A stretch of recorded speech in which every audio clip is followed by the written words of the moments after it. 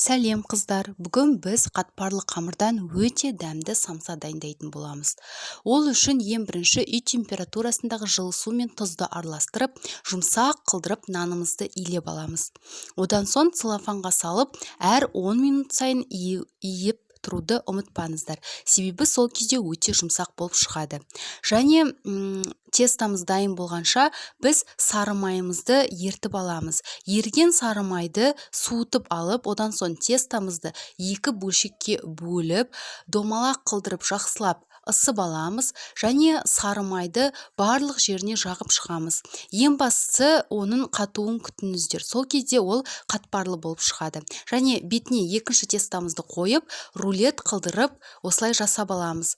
10-15 минутқа морозильникқа салып алыңыздар. Одан соң осылай домалақ қылдырып кесіп алып, ішіне начинкасын салып, 3 бұрыштап жасаймыз. Менде начинкасы тауық еті, оған 1 пияз, 1 сарымсақ қостым және жұмыртқаның сарысын жағып, бетіне кунжут сеуіп, қызып тұрған 180 градустағы пеште 40-45 минутқа қойып алдым. Міне, қараңыздаршы қандай қатпарлы әрі қытырлақ болып шықты. Астарыңыз дәмді болсын.